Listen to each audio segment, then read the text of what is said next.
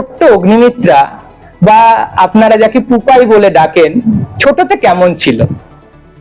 আমার দুনিয়াই খুব শান্ত, ছোটবেলা থেকেই খুব শান্ত, সমস্ত মানে বাধ্য আর সিনসিয়ার, খুব সব দিকে যে কাজটাই করে খুব সিনসিয়ারলি করে, সেইভাবেই বড় হয়েছে আর কি। পড়াশোনা মোটামুটি ভালোই ছিল দুই মেয়ে আমার। আর তারপরে হঠাৎ এই মাথায় এলো রাজনীতিটা।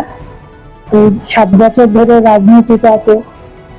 রাজনীতি মানে মন প্রাণ দিয়ে রাজনীতি করে, মানে ওর মনের ইচ্ছেটা একটু সব মানুষ যেন ভালো থাকে।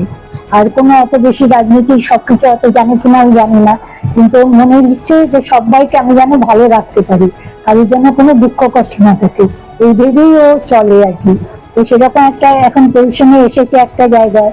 আমার মনে হয় যে এই নারী সুরক্ষা, শিশু সুরক্ষা, পুরো উন্নয়ন, এগুলো তো সবে তো নিজের এতে গ্রিপে নিয়ে খুব ভালোভাবে কাজটা করতে পারবে।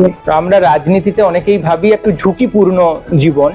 মেয়ে যখন এত প্রতিষ্ঠিত কেরিয়ার ছেড়ে রাজনীতিতে গেল, মা হিসাবে কি পরামর্শ দিয়েছিলেন? না না, আমরা তো খুব ভয়েই থাকতাম। আমরাও সেটা জানি যে রাজনীতি একটুখানি ভয়েরই ব্যাপার।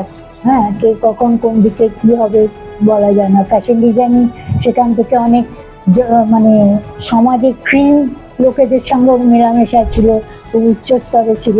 সেখান থেকেও এসে একদম মাঠে ঘাটে সবার সঙ্গে সেই মাঠে বসে থানা ঘেরাও করা, হ্যান করা ত্যান করা, এগুলো আমাদের খুব ভয় লাগে। আপনি কি চান নারীদের জন্য মেয়ে কি করুক? সব থেকে বেশি চাই সুরক্ষা, নারীর সুরক্ষা।